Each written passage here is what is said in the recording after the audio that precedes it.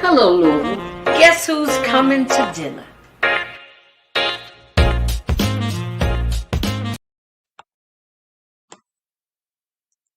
Guess who's coming to dinner?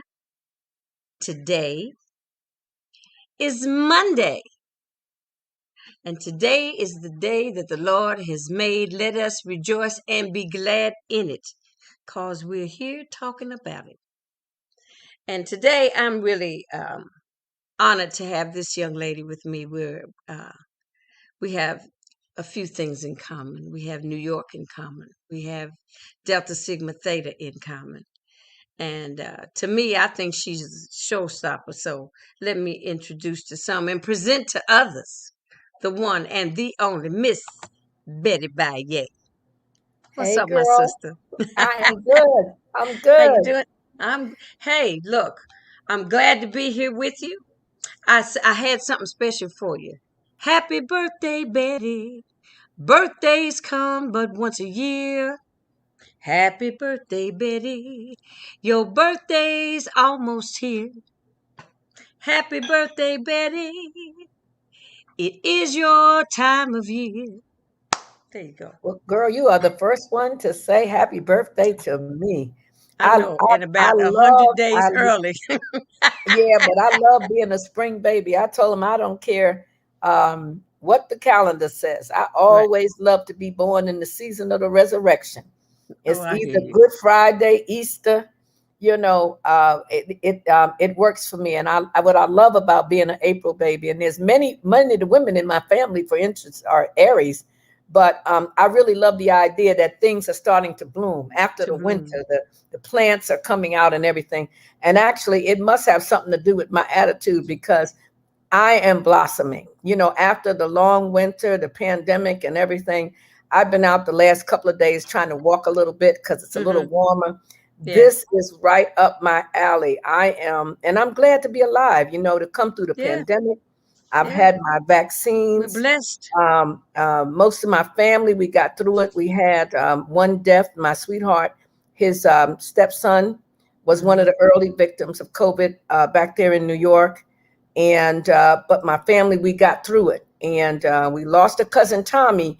We think it was COVID, but, we're not sure. But So we think tell it. me, Betty, how'd you get to Louisville from New York City, from Harlem?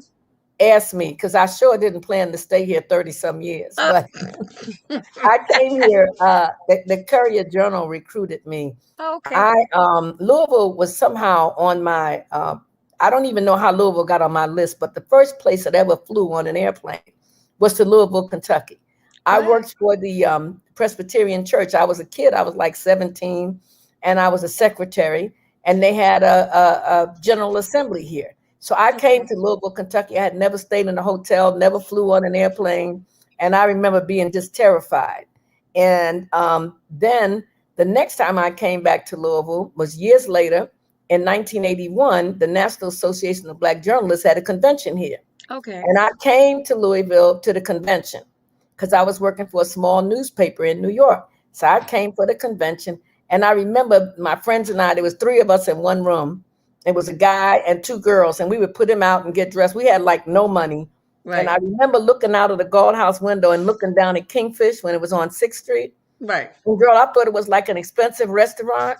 It was all lit up and everything. And I said, boy, I Hmm. sure like to go over there to eat. And we at the convention, then all the newspaper companies had big receptions. So we would go from one reception to the other and get all the grapes and cheese and the stuff and bring it up to our rooms because we had no money. Right. And I met this woman there because, me, mouth open, hands up. And I met a woman named Carol Sutton, who was the first top woman editor at the Courier Journal. And Carol liked me, and she stayed in touch with me for the next 3.5 years. And then she said they had an opening here in Louisville, and she invited me to come for an interview. So I came here in 1984. And I remember I was glad to come because I don't know whether people in Louisville appreciate it, but the Courier Journal was one of the 10 best newspapers in the country. It Yeah, had I a don't I don't tremendous think I don't think reputation. the city knows that. But Yes, there are newspaper readers in this city, let me tell yeah. you. So coming out of New York, I would not have come to out of New York for anything. That's my home. I love New York. but I wanted to come to the Courier Journal. Plus, let me tell you how Louisville seemed to be on my plate when I wasn't planning it. My instructor in grad school at Columbia University Graduate School of Journalism was a man named Norman Isaacs. And years ago, he had been like an executive editor at the Courier Journal. So he was my main writing teacher. And so I was aware of the Courier Journal, as most people in the news business were. But the Courier Journal was the first paper to have a newspaper ombudsman. There was just a lot of pioneering things. The Courier newspaper, what? Say that again. Ombudsman. That is somebody who is like a negotiator for the readers. When the readers call a complaint, there's this person they call the ombudsman. Other papers adopted it, but the Courier was the first one to have it. When I got here, the Bingham still owned it. And it was like a great big plantation, not just for Black people, white people too, because we had free membership at the Y. We had a full service cafeteria. We had good benefits. They had a daycare center for the employees' children. I mean, it was just, and then you got besides your vacation, you had 2 days off every year for your birthday. I mean, you know what I'm saying? Paid unheard of for your birthday. So the Courier was a good newspaper, but it was also an interesting time to come to Louisville because, and between the Courier Journal and the sister newspaper, the Louisville Times, which shut down in '87, we had so many African Americans on the staff, which was also unheard of back then. I think that we had a record number of African American journalists, and I mean almost all the photographers were Black. Photographers, journalists, photographers, the clerks. There were a lot of African Americans there, and the Courier Journal was kind of like a stepping stone for people to go to the New York Times, the Philadelphia Inquirer, the Philadelphia, Washington Post. So the Courier Journal was the place to be. But me being a little older than most of my colleagues, I wasn't about moving every 2 years because journalists move a lot. And so when I got here, I would go back to New York like 13 times a year because I just told myself I did not live here. I just worked here. And I remember Janice coming, and I got an apartment out on Zorn. It was a condo, like a tri-story condo. And Merv Orbisman's former wife, Joan, helped me to get the apartment. And I lived next door to Gloria Neal, who was married to Senator Neal, his first wife. And I went to Kentucky State with Gloria. Yeah, well, Gloria was my next door neighbor. And look, I had a tri-level apartment condo that I was renting. And I thought, oh my God. So I got here to get the cable on, the phone on, before I got here. I had an apartment, cable, phone service, everything. And nobody had me write a check. It was like, okay, you coming? The lady let my furniture stay in there for a month.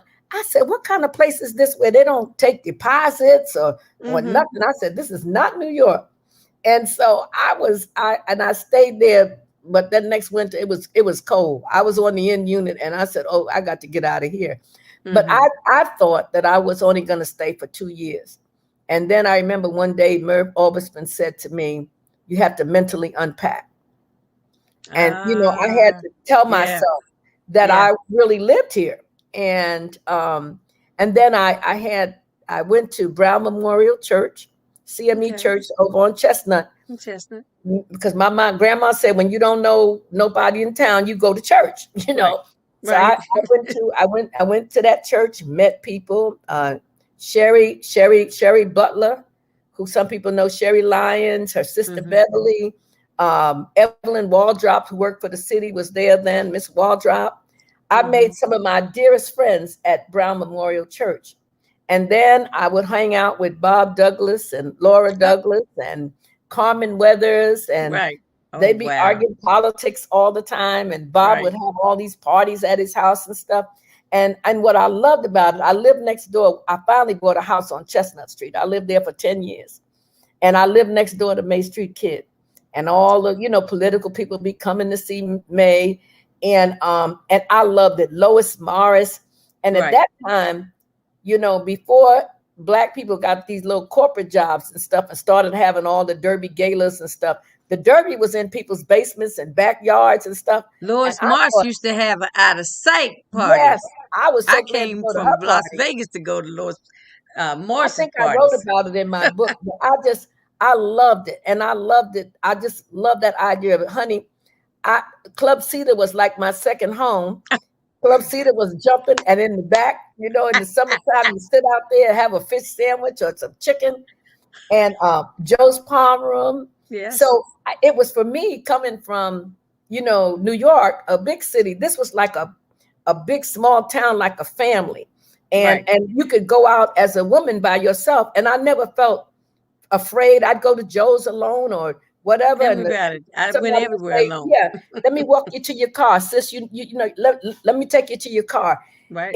And you could just sit up in there by yourself, with no date or nothing, and feel very comfortable. Right. And everybody was lovely. And I think because I worked at the newspaper, people that grew up here were like so proud of me, being a Black person at the Courier Right. Journal. Right. So they would say, "Sis, I like that thing you did." They Right. give me story ideas and whose son went to jail and the this, the that, the.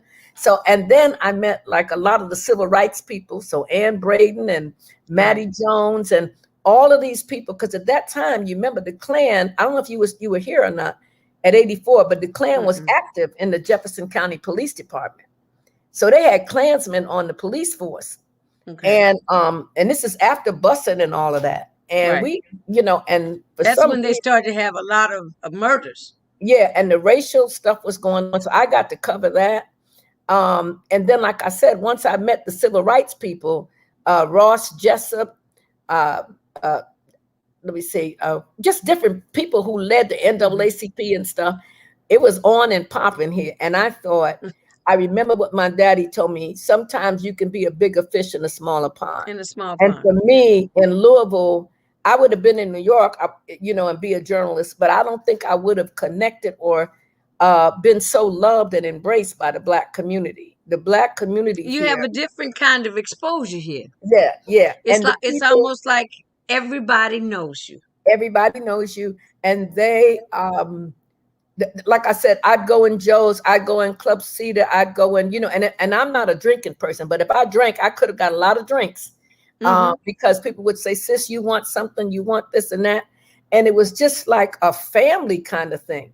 And I absolutely, Our social climate here, or back in the day, was yeah, always off the hook. yeah, yeah. Well, I I could think, come home from Las Vegas and just like you said, I come home, I said, Mom, I ain't spending no money. none, I none. couldn't even offer somebody else something. No, no, no, no, no. Well, And it's I got my first love. house through Joe Hammond, Joe's Right. Palmer, Joe Hammond, and Catherine Guest. And Catherine Guest, who was Joe's partner, she was one of my early people here. And I was working like nights, so I would go to Catherine's house and sit up in Catherine's house in the daytime, and I would help Catherine with paperwork and stuff. And I'd sit up there with her and her husband over there on I think they lived on 43rd Street, and Catherine had like a step down living room. And she had a wall of stuff where her refrigerator looked like it was in the wall, made part of the wall. She had fabulous clothes. She was always giving me clothes and stuff. And Joe Hammond and Catherine, they just took me like a little sister. And so I feel like I hear people talk about Walnut Street. I miss that. I wasn't here for that. But I listened to Ed Hamilton, and I listened to,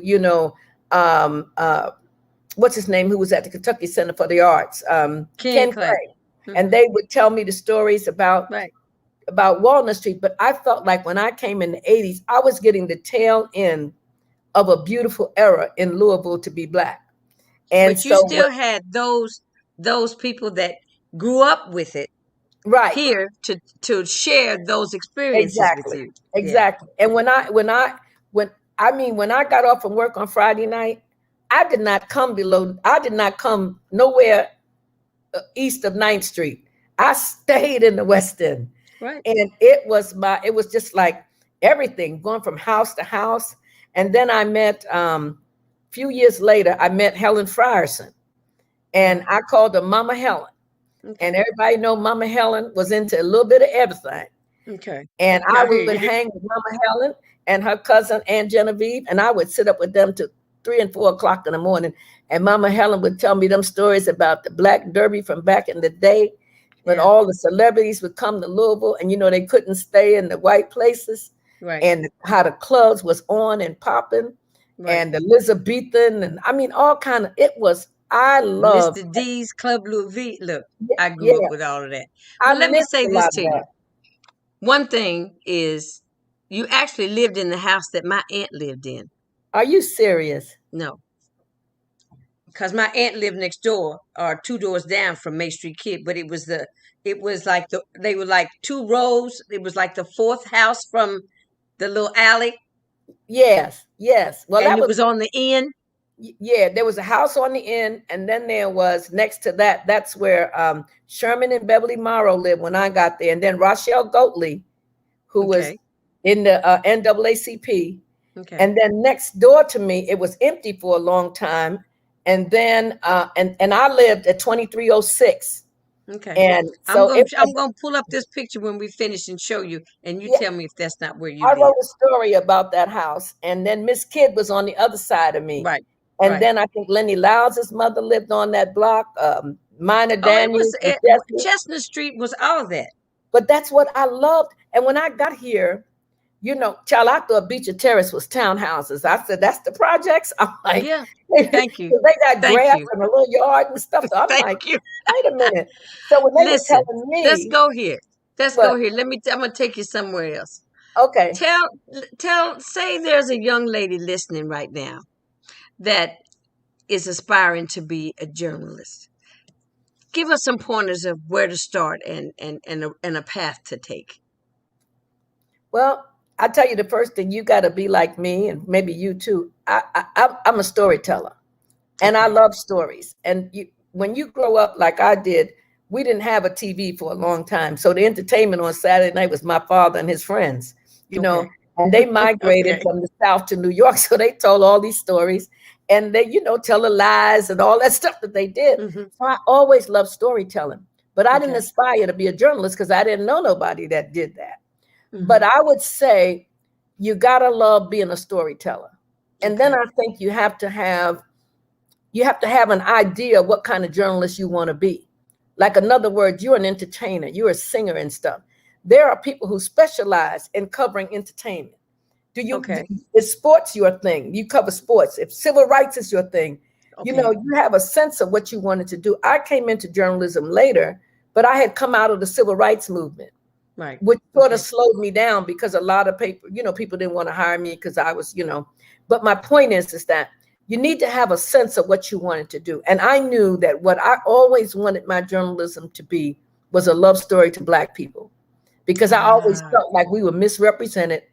And I wanted to tell the stories about who we were, how we love, how we party, how we celebrate. That was my mission in life, was my Wow. my career was to tell Wow. our stories. And I would always say, if you wanted to read a lot of Black pathology and shooting and killing and all of that, you have to read that somewhere else. If I've got one column to write a week, I'm not going to spend every column beating up on people that's already been beat up on. I Right. want to tell the other side of that story, You because want I to do grew up something uplifting. uplifting. So you have to decide what you want to be. Now, some Yeah. people want to be journalists because they want to be sensational. They want to get famous. They want to do all that. And you can get famous being a journalist. But if you want to make a whole lot of money, this is Hmm. probably not for you, not right away anyway. Right. And then the other thing is that I never learned grammar in school. I don't know why I don't, but I know how to write because I read a lot. So I Okay. put in the commas and the semicolons. Where they're supposed to be. Right. And I came along with other people that's what they studied to be journalists. They studied to do all of that. Now, my bachelor's degree is in communications and English, Okay. but I never learned English, like, people diagram sentences and stuff. Right. But I always had good conversation, Okay. you know, and you got to be a conversationalist. People have to trust you to be Yes. to be a good journalist, because you don't feel comfortable telling everybody your stories. So you have to know how to also keep confidentialities. And the main thing is you have to know how to write. Right. And you have to understand that lots of times that first writing that you do is a draft. Somebody's going to come along and edit it, and that's the problem for a lot of people. They think, well, if I write it this way, that's the way it's going to be. But we all need editors, so you have to be prepared to be edited and get your feelings hurt. When I wrote a story when I was in grad school with this man who was at the Courier Journal, I wrote a story I thought was fabulous, and he read the first two paragraphs. He looked at me, he said, Baye, what is this shit? Hurt my feelings. I thought the man was like discrimination. I said, he just doesn't like me because I'm black. And then I Right. saw him like tearing up the white people. I said, oh, he's equal opportunity. Oh, So he's then a I could be a critic. good student because I knew Hmm. that he wanted me to be a good writer. So the Okay. thing is to be a good writer, but to be a good storyteller, to be a good Okay. talker, and to be a good listener, and to be observant. Like, in other words, I read a story the other day, and it's like old-fashioned journalism. Yeah. And the person, I was taught when I interview you, for example, I'm looking at you now. If I'm interviewing you, I'm going to see those flowers behind you. I see Hmm. that picture. I see the color of the wall. I see what you have on because you want to be descriptive. But now Right. with all the shorthand journalism, a lot of that is gone. You look at my house, you see the walls, you see the art, you know what I'm Right. saying? Right. So the thing is that when you write about me, because you look to see, well, look, oh, he got his family's picture on the desk. Oh, his wife is pretty. You Hmm. observe those things so that when you do Hmm. your story, we used to call it putting the color in. You bring Okay. in color. You give the Okay. person some humanity. So for me, I love that. And I would say, if you want to be a journalist, start now. Be an observant. Be an Right. observant. Even as you're talking, you're looking, you're seeing, you're hearing, Mm. And I like to sit down in restaurants and listen to the people behind me, what they talking about, because there might be a story. You know what I'm saying? And I'll tell you one thing about that. I know you want to go another way. But one time I was getting ready to do a piece for Essence Magazine. And Hmm. the editor was talking to me about doing a piece about sexual abuse. And so we sitting there at a table in oh God, La Famille restaurant on 12015 on 2nd Avenue upstairs. Okay. Had the best short ribs anybody ever made. And we're sitting there talking about the story and how I'm going to approach it and all of that. And there's this couple sitting behind us. And on the way out the door, the woman slipped me a note and said, call me. Ah. She overheard our conversation. She had been terribly abused by her Oh, father. And wow. she became like the center of my story. We didn't name names. Her father was Right. some Right. famous Right. person. But the point was is that she heard that story and she Hmm. just slipped me a note and said, call And me. said, "Call me." Ain't that something? So that's why you don't know, you know what I'm saying? And you don't And you the don't trust issue, like you said, people have to, in order to give you information and make sure that you disseminate that information in Mhm. context. Yeah, yeah. And They see, have to trust you. right. And when people talk about journalism, they talk about being objective. Well, nobody's objective. The thing that you have to do Okay. as a journalist, you have to be fair. Okay. You got to be Okay. fair. Got you. And sometimes you got to talk to people who you find are personally abhorrent. You wouldn't be in a room with them. Hmm. You know what I'm saying? Some of Yeah. my Yeah. best stuff was interviewing the head of the Klan here in Louisville. Oh, And he wow. would he would call me up and say, Miss Baye, I don't know why he would talk to me. He said, Miss Baye, I don't think you better come out here tonight because I can't guarantee your safety. And I'm like, well, damn, if the Klan man told me not to come, Not to I don't come. think I I don't better think go. you should go. So be Wow. curious, be Hmm. curious, be write as much as you can whenever you can, and learn how to listen and learn how to let people trust you. And that's what got me over in Louisville. How I made my reputation was because people trusted me to tell me their stories. And if they told me they Isn't didn't, that a wonderful feeling? God knows it is. It's God a knows it wonderful is. feeling to be trusted. People don't Mhm. understand just kind of what it's like. I mean, you've touched me like you don't know. But the fact that what it feels like when people take you into their confidence, cuz Yeah, then they can do nothing but love you. exactly. And the people here in Louisville, and I had a lot of critics, but mostly I'm saying that even when I had tough days and the racists were attacking me and all of that, honey, I go to church and they say, girl, we love that story you did. And Yeah. one girl, I was in Joe's palm room and I had written this Mother's Day piece about my mother. And I had my mother's picture in the column. They put my mother's picture in there. And Mm-hmm. she said, she came up to me. I don't even remember her name. She came up to me. She said, you know what? She said, I hope you won't mind. She said, but I cut out your mother's picture and I put my mother's picture there because you said what I would want to say to my mother. Oh, wow. How sweet.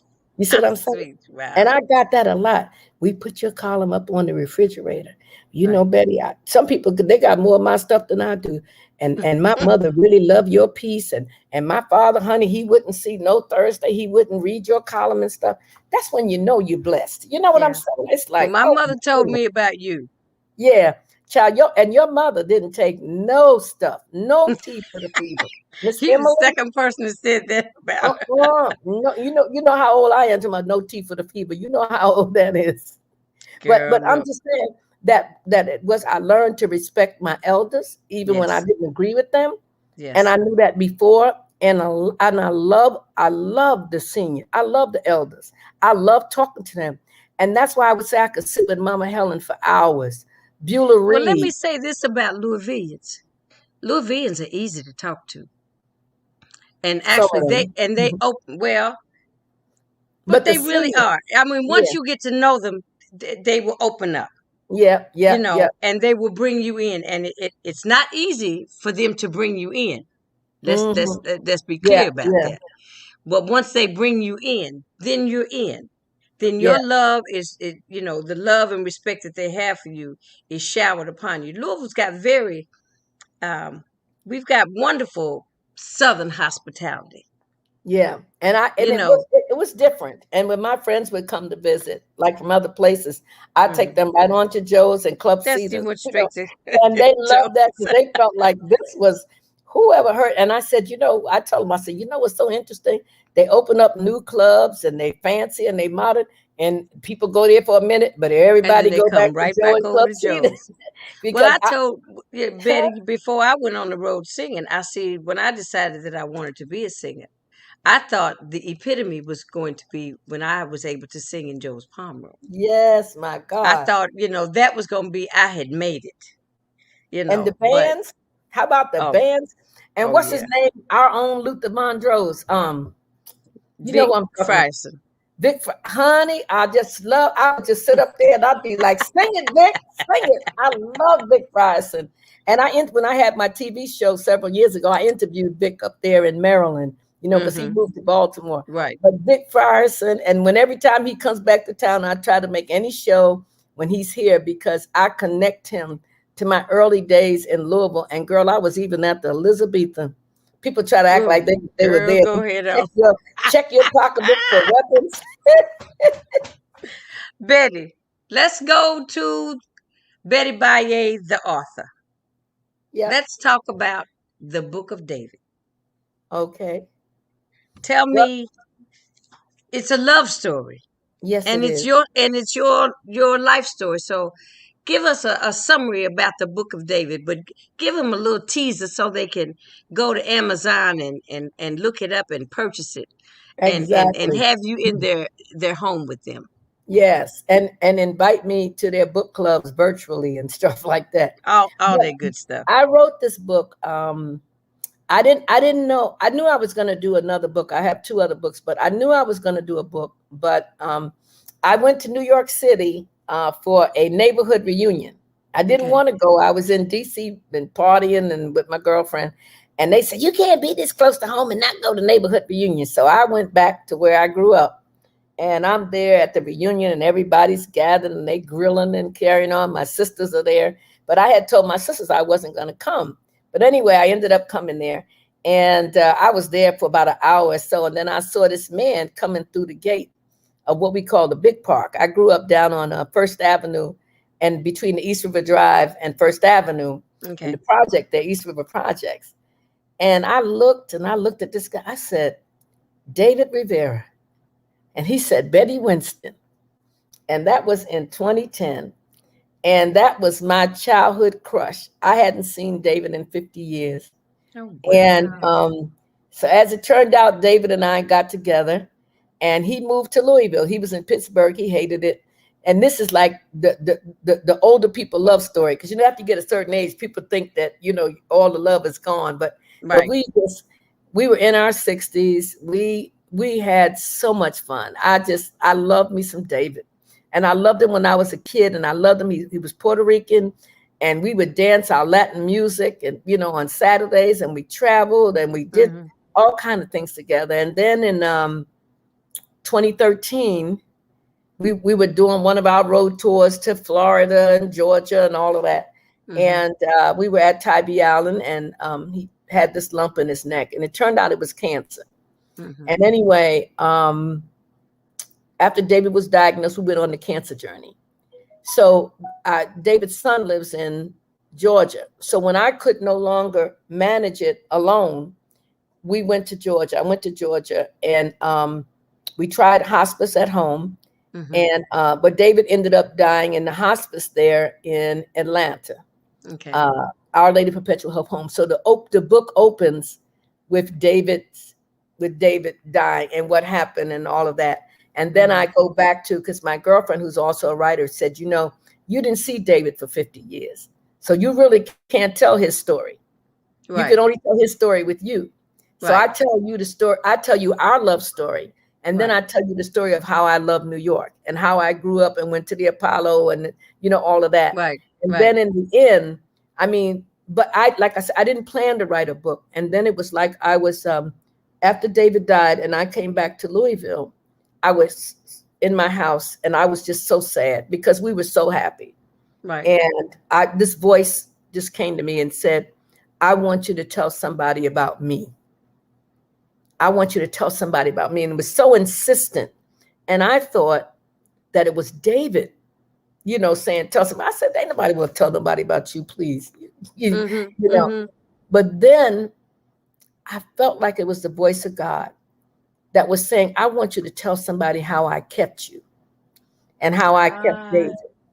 And so the book, at the end of the book, is my journal of when David was dying, the journal that I kept and what it meant to me when people called me and prayed for me and prayed for David and, the whole thing. And what I got out of that was that old saying about love lives beyond the grave.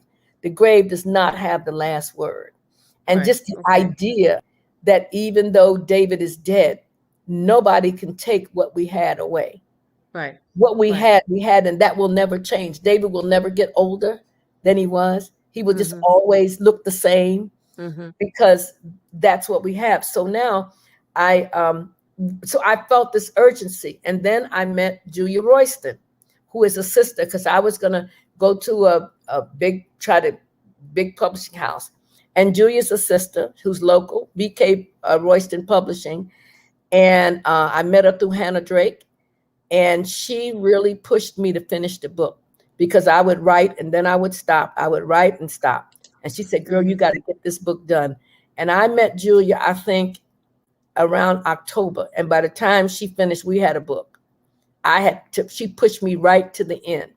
So, and when you're a writer, you make a decision. You want to go with a major book publisher or you want to go at somebody with a smaller publishing house. And this way I got to support a sister, a Black woman that has a publishing business. Right. And so we support each other. And I was on her talk show recently, and Julia's a singer, a songwriter, a publisher. She's a woman of many talents. And so my book is my love story. Her name is Julia Royston? Royston, Royston. Her publishing company is BK Royston Publishing. And she has published a lot of people, but I love the idea of supporting a Black woman business. I do. And but my book is how I loved and was loved by a man, and how I loved my people, how I loved where I come from. Right. You know what I'm saying? Right. And then the journal of being on the cancer journey with somebody you love and seeing them die. And when you see the sand running out in the hourglass and know that you cannot love them back, you cannot love them well because God is in charge. Right. And then at the end giving thanks to have been loved like that. Because Yeah. a lot of women A lot have of people never get to know love like right. that. And you'll love this. Every chapter in my book is a song title because David and I always played music. And when David Okay. was quiet and sick, I would play music for him on the computer. So every chapter, and the here's the book, Let me but the see. chapters, I don't know Okay. if you can see it real Move it good. over. Yeah, right there. Yeah. The And Book that of David. and the Okay. cover picture is where we grew up in New York, In New right York. on the East River Drive. But Okay. the thing is that every chapter is a song title and by the person I like it. So the chapter 1 is Closer to Heaven by Phil Perry. Chapter 2 Okay. is When I Met David, Hello Stranger by Barbara Lewis. You know, Hello, hello stranger. Right. stranger. Chapter 3 is Apaga la Luz. It's the Latin version of Teddy Pendergrass's Turn Off the Lights, the Oh, first time that we got to be together. And then chapter 4 is Al Green's You Ought to Be With Me. 5 is I Blame You, because all my friends said when I met David, they said, girl, you look different. So I had Lettucey's thing, I blame you. They say I'm walking different, talking different. And then when we got together, ain't no stopping us now. McFadden and Whitehead, and it goes on. And then oh, the that was lovely the way that you right. picked And the songs for last titles. chapter is Etta James's Miss You. And that was her version of Mick Jagger's Miss You. And she Okay. talks about some Puerto Rican boys, her and her girlfriend bringing over some whiskey, and they're gonna have a good time. So the idea of the songs is because we love music, but as a writer, you also Hmm. need a hook. So each chapter became an essay that these songs have a relationship to. So somebody Is told that me, it down there? yeah, and you got to say the Book of David because I think there's The Book another of one David. by Betty Baye. Okay. Yeah, the Book of Okay. David. The Book Not, of David. I'll fix not it. you call them Don't love worry about it. stories. Yeah, Look, I'm learning how to do all this, Betty, but I hear you, girl. Look, I'm not technological. You see me sitting up here, girl. how's that? The Book of David at Amazon, and they got to just say by Betty Baye, and they'll Okay. get that if you're telling them that. Okay. Yeah, All right. the Book of Well, go David. on. But you know what? I understand it's I have to But I'm just telling you, I never knew infringe love like that. on that old love. Like you Yeah, said, old love. and I you got know what? married at 60 for the first time. I remember when you got married, and it's nothing like. Let me tell you something. When I know that many of my girlfriends were so happy for me Yeah. because what it is when you say I never knew love like this. I've been married before. I've been married twice, in fact. But Mm-hmm. that was different. This was mature love. When you got mature love, and Right. what it is that there's just an honesty to it because it's not a lot of pretend. I mean, you're not children. Well, and I didn't have to, when he asked me to marry him, and I had this, we both have our story, our love story, how Yeah, we met, kind of thing. yeah, And I thought about it. I said, okay, I'm 60 years old, and I've seen a lot of life. I've given away some things. I didn't get nothing back for it. yeah, I didn't get no name, no house, no car, no. You know what yeah, I'm saying? yeah. And so here is. I wasn't looking because I had just really resigned Right. myself to it being me and my mother when I moved back home. Yeah, yeah, Okay, so here's this man, and he's asking me to marry him, but he wants to be a minister. He's in the ministry. And I'm yeah. saying, uh, that one. So I go home and I tell my mother that he asked me to marry him. She says, well, what's the problem? I said, I don't know about being no minister's wife. She Hmm. said, well, Nancy Wilson married a preacher. Look, she knew where to go. She went for the juggler. She went right there. She went for the juggler. But I didn't take a long time to say yes because it was a no-brainer to me. That's the way I You know was what with I'm saying? David. You know when you like somebody, in the first Girl. 5 minutes, they trying to Mhm. figure how to get to the cookies. And Exactly. we didn't wet. I said we have fed them, wed them, bred them, and all of that in the first 5 minutes. We know. Yeah. We Yes. know. They don't Well, know. I didn't even need, we didn't take a lot of time. And I'm glad I didn't because we Hmm. didn't get to have many, many years together. You know what I'm saying? If I had wasted a whole lot of time, but I'm grown. So I Right. figured I could Right. do what I You wanted to know. do. David was single. I'm single.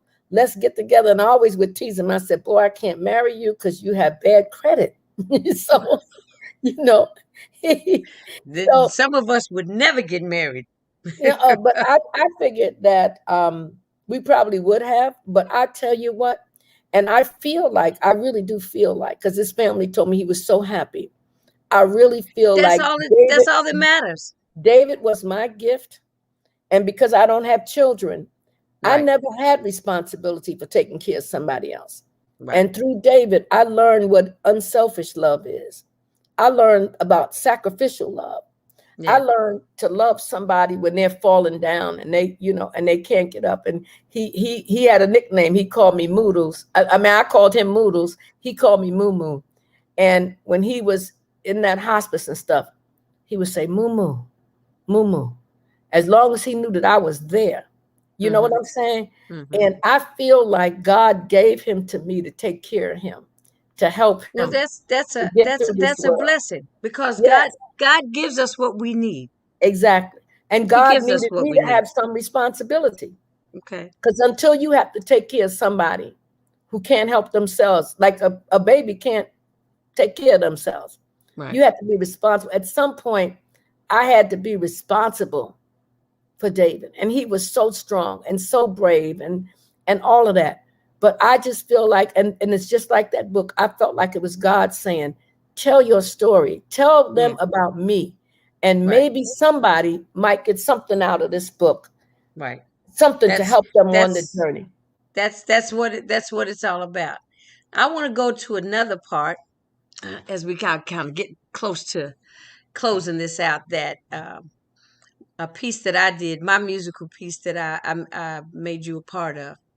Um, and I don't know if I ever really told you, like I should have told you, how much you made it all work. My girlfriend's piece. Oh, I remember that. Yeah. You are so I've got talented for the anyway, audience that gifted. doesn't know, huh? You are gifted. Because you also sang for my club. You remember when Right. you I sang came for and the did the Chums? for Chums with Woody Yes. Woods. Yes, you Right. did. And that girlfriends had to have uh, when I did it one time I did it in Las Vegas, I had a narrator. And when I was here, I was saying, Betty Baye, I said, she would be great to be our narrator. And just the little different sets that we had on the stage that your um, maneuvering around and sashaying to, you're over here with one of the girls singing, and then we look up and you're over here and you have your little parts to say and where you shine, and then you bring everybody else in and out. It was like, it was But very y'all was special. singing. I wasn't singing nothing because God didn't give me that gift. I know how But to stay in my lane. he gave you some showstopper stuff, and you Are have you that. going to revive that? Are you going to do that? Because I think after the pandemic, people would love to see Well, something I'm gonna that tell you shows what us I have in together. mind. They stopped doing the Ebony Fashion Fair, right? And Yes. I'd like to use girlfriends to take that place for all those black organizations, social and service organizations that use the fashion show for their yearly fundraiser. As a fundraiser, yes. So I kind of sent my stuff over to the Bridgmans after they did Ebony and said, well, if you think about that, I've got the show in place, intact, Yeah, all the yeah. music ready to go. I just need to call my girls up and say, we need to rehearse for a month or so. All the music's written and hit the road and be able to book it. So Yeah. that's what I want to do with Well, Junie girlfriends. Bridgman did buy the Ebony magazine. I'm Yeah, not sure it's going to be digital, it's but I digital. think that tour was a fundraising tour, and it was interesting. I never went to Ebony Fashion Fair in New Get York, out of here. but I went Not to in New Ebony York, but you Fashion went Fair here. in Louisville. Honey, it was a big social event It was. It was. That was my mother's event of the year. at Memorial Auditorium. Yes, I Memorial did. Auditorium every year, Thanksgiving weekend, Yes, every baby, and it year. was fabulous. It was always fabulous. And I just, like I said, I never dreamed that I would be a writer. And let me tell you about, speaking of Ebony and Jet, Black people don't care where you were published or nothing. Mm-hmm. When you make it in the Ebony magazine, You've for black made it. people, you have made it. I was in the Ebony magazine cheesing, and then I was in Jet. And honey, they ran all through the projects and saying, "Little Betty's in the Jet. Little Betty's in the Jet." And my mother and them were like many celebrities because I Oh was in the yeah, Jet it's big to magazine. do, big time. It was a big to do. So I wish Junior Bridgman and them have a lot of success. I don't know, what the book is going to, how they're going to manage it or anything. And I still Yeah. do some freelancing. So I would love to maybe, write an article in the new Ebony, we'll Oh, that would see, be great. you know, I spoke with his daughter, Eden, Eden. Yeah. and I sent her a clip of Girlfriends. It was one of the clips I had because I didn't film. The Girlfriends that we did at the Clifton Center is the only one I've not filmed. Okay. Okay. Okay. But I sent her a clip of the Girlfriends that I did in Las Vegas and the pictures and everything that went along with it. And I need to send you some of those pictures so you can have them for yourself. Yeah. But I want to say, Miss Betty Baye, you rock. You rock, Girl, my thank sister. And you. and and Thank I knew you. it was going to be so easy to talk to you and for you to share your story because a lot of times people don't get to tell their whole story. Then somebody's asking them 1,001 questions. I wanted Yeah. to give you an entree and let you have the floor. Particularly if And you're a storyteller yourself, you be getting everybody else's stories. Yeah. Well, I well, appreciate the and it just opportunity. lets me know more about the people that I think I know. You Yep. know, but I know that you have a big heart, and the city loves you, and you've done wonderful things as far as your writing and your journalism in this city.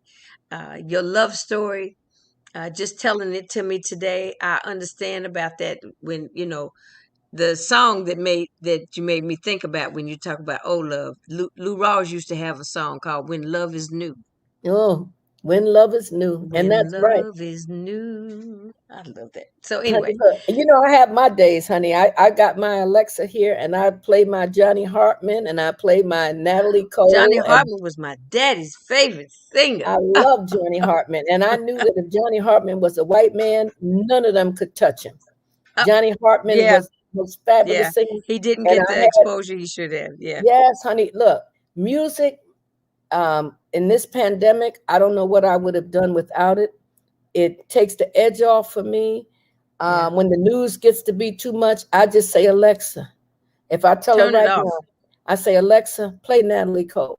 Yeah, Alexa, play Nancy Wilson. right. Alexa, play. You know what I'm saying? And I even bought me the old fashioned record player because I still got a whole bunch of big old albums, Albums. 33 and the third albums in the Yeah. garage. I said, honey, when I go up out here, my family's going to kill me between my books and my records and all this junk in here. They're gonna have to clean it out. I don't have no energy to do none of that. So they're gonna have to throw my stuff away or whatever they're gonna do. But God is so good. And Yes, he is. I just feel like God does everything for a reason. If my father was alive, I'd never be in Louisville because my father didn't want nothing to do with nothing with Confederate monuments and none of that stuff. He would have said, "Oh hell no, that's why I left Virginia." No. But Louisville has been very kind to me, and now when people go, "You going back to New York?" and I'm like, "And live where?" Yeah, Because if the rent in the projects are $1,500 a month, imagine on the open market what you're right. paying. I lived in So, the Riverton. child, you was upscale I know. up there Look, by I the lived in Lincoln the Project. Riverton, but I used to tell my mother, I said, but mama, when you come down and you cross the street, you in the projects. Yeah, But the Lincoln Project, Riverton baby. was on another block and it had this whole Yeah, that's where different aura. that's where all the middle class Negroes live, Right, and the Riverton looked like a project, but right. it had the middle class people in there. Well, that's where the stars live, Betty. That's The what I'm the telling you. Eckstein and everybody who was uptown. Right, Down in The Washington, Riverton, Lenox Terrace, Lennox those were the Terrace, two exactly. places, and then later Riverbend. I mean, that's Right. where they That's lived. the name of it, Riverbend. I had a girlfriend that lived in Riverbend, and I could never remember the name of it because Riverbend. Riverbend was right next door to the Riverton. Yeah, and Riverbend came later, but the Rivington Right. is the classic place where middle class, singers and entertainers. Right. And that's what I loved about Harlem back in the day, baby. You be walking down the street, you see most anybody, and you Right. go into Chicken and Waffles. What's the name? Chicken and Waffles in place. All the celebrities being there, all the bands and the singers. Like, What was the restaurant on 145th, the cafeteria where you got the oxtails? mm, Right off Broadway. Um, mm, that wasn't mm. one of my hangout spots. Copeland's. Oh yeah, Copeland's. Copeland. Yes. Yes. Yes. Copeland's. Like I said, Harlem was on and popping. I mean, just the Club Lido where I would go and get fried wings. I remember when Sylvia's restaurant Sylvia's. Yeah. it was a stand. It wasn't even a whole restaurant. It was a countertop and a few booths. I Okay. hear you. And Sylvia cooked her butt off, and La Famille up on 125th Street.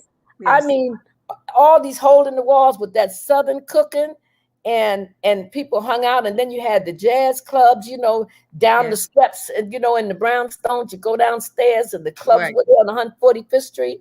That was Right. my dad's stopping ground. In fact, when Daddy died, we took him to Benter's funeral home.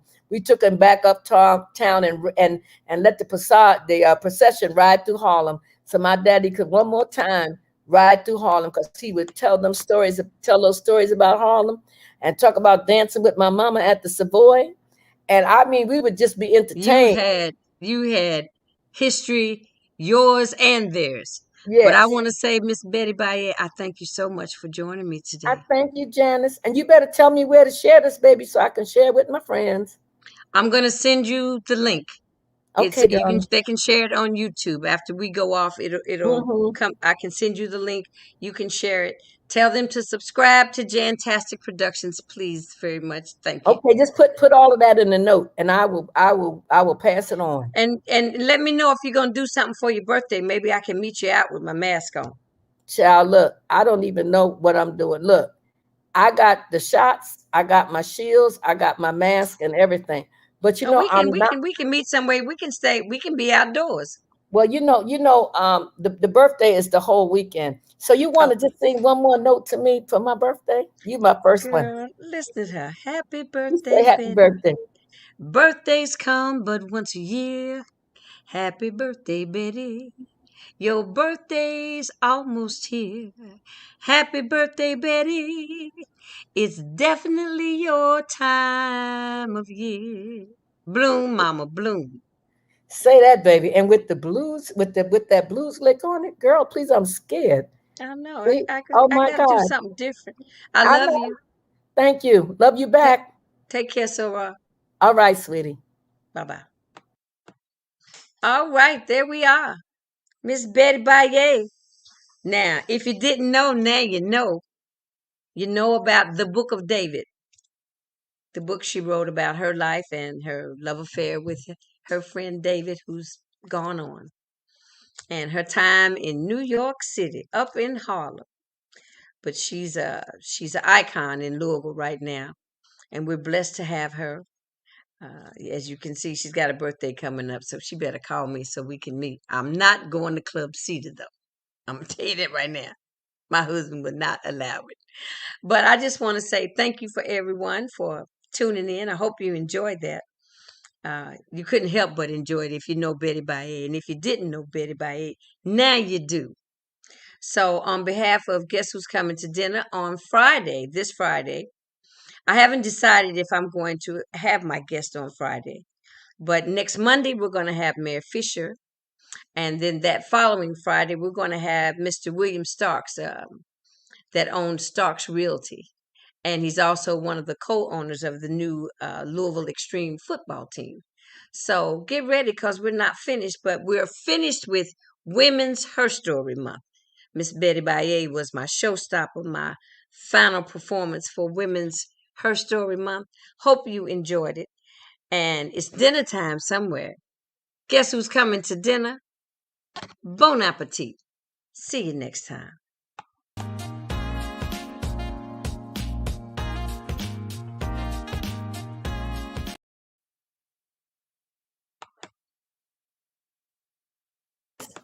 You like that?